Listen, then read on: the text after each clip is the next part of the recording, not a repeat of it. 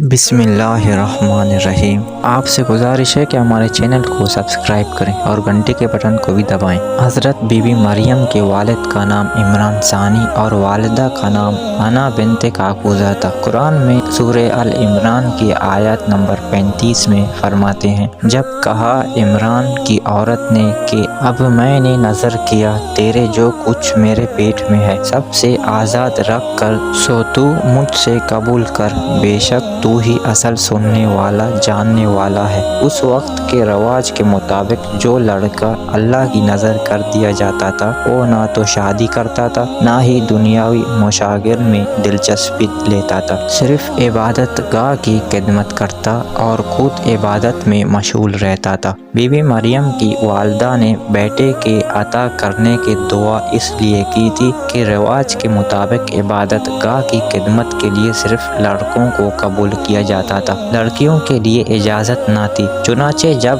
بیٹے کی بجائے بیٹی پیدا ہوئی تو ماں کو فکر ہوئی کہ اس کی نظر قبول نہ ہوگی، کیونکہ دستور کے مطابق لڑکی نظر کرنے کی ممانعت تھی۔ اس کشمکش میں اللہ سے دعا کی کہ اے رب، میں نے تو لڑکے کی درخواست کی تھی، لیکن جو اللہ تعالیٰ کی ذات برابرکات کا علم ہے وہاں تک انسانی سوچ کیسے پہنچ سکتی ہے۔ اللہ نے جس لڑکی کو پیدا فرمانا تھا اسے دراصل مقدس ماں بنانا مقصود تھا، جس کے بطن میں ایک عظیم الشان مبارک و مسعود بیٹے نے پیدا ہونا تھا جو پیدائشی نبی تھا۔ حدیث میں ہے کہ جب بچہ پیدا ہوتا ہے تو اسے شیطان مس کرتا ہے، مگر ہر انسانی جسم اس کے اثرات کو قبول نہیں کرتا۔ حضرت مریم اور اس کے فرزند ایسے انسان تھے جو اس سے مستثنیٰ تھے اور ان کو شیطان نے مس نہیں کیا تھا۔ چنانچہ جب بچی کو مجاوروں کے پاس لے جایا گیا تو ان میں اختلاف پیدا ہو گیا، ہر کوئی خود کو زیادہ حقدار سمجھتا تھا۔ پھر یہ فیصلہ ہوا کہ مجاوریں وہ قلم جن سے وہ توریت لکھتے تھے پانی میں چھوڑ دیں، جس کا قلم پانی کے بہاؤ میں بہنے کی بجائے الٹا بہے وہ حضرت مریم کی کفالت کا حقدار ہوگا۔ اس مقابلے میں حضرت زکریا بھی شامل تھے، ان کے قلم کو اللہ نے پانی میں بہاؤ کے الٹی طرف بہا دیا اور وہ ان کی پرورش کے حقدار ہو گئے، اور بی بی مریم کو اللہ کی منشا کے مطابق حضرت زکریا کی کفالت میں دے دیا گیا۔ حضرت زکریا کی بیوی حضرت مریم کی خالہ لگتی تھی، اس لیے ان سے بڑھ کر ان کی بہتر پرورش کون کر سکتا تھا۔ جب اللہ تعالیٰ نے بی بی مریم کو اپنی بارگاہ میں قبول فرمایا تو عبادت گاہ میں ان کے لیے ایک حجرہ مخصوص کر دیا گیا جہاں وہ دن بھر عبادت میں مشغول رہتی۔ اس دوران اللہ کی رحمت اور برکت سے حضرت مریم کے پاس بے موسم پھل آنے شروع ہو گئے۔ حضرت زکریا کے ہاں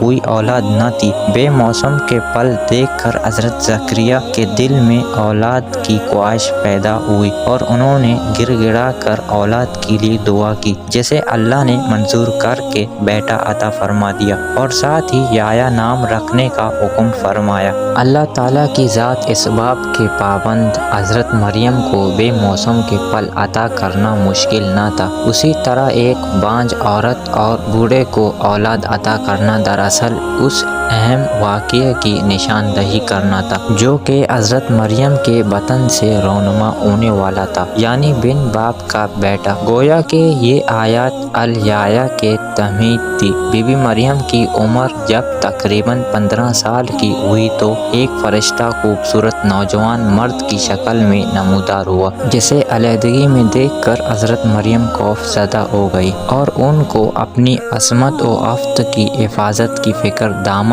گیر ہو گئی۔ فرشتے کے چہرے پر تقوی کی آثار نمایاں تھی، تاہم بی بی نے اپنی عصمت کی حفاظت کے لیے خود کو اللہ کی پناہ میں دے دیا۔ یہ عفت اور پاک بازی کا ایک طرح کا امتحان تھا جو اللہ کے خاص بندوں پر اکثر ہوتا ہے۔ اس شخص سے کہا کہ وہ وہاں سے چلا جائے۔ ان کی پریشانی دیکھ کر نوجوان نے کہا کہ گھبرانے کی ضرورت نہیں، میں انسان نہیں، اللہ کی طرف سے بھیجا ہوا ایک فرشتہ ہوں۔ آنے کی وجہ بتاتے ہوئے فرشتے نے کہا کہ آپ کو ایک پاکیزہ اور مبارک و مسعود بچے کی ولادت کی خوشخبری دینے करने आया हूँ। उससे पहले अल्लाह ताला हज़रत आदम अलैहिस्सलाम को माँ और बाप दोनों के बगैर पैदा फरमा चुके हैं और हज़रत हवा अलैहिस्सलाम को सिर्फ मर्द के वजूद से पैदा फरमाया गया। ये सुनकर हज़रत मरियम को सुकून मिला और खौफ और डर खत्म हो गया। बच्चे की विलादत के बाद जब पाक दामना हज़रत मरियम पर ताना जनी होने लगी तो बिल आकर अल्लाह ताला के हुक्म से नौमौलूद बच्चे ने उन तमाम शकूक व शबात और फास्ट ख्यालात की नफ़ी करते हुए कहा, मैं बंदा हूँ अल्लाह का और मुझे अल्लाह ने नबी बनाया है और किताब दी है।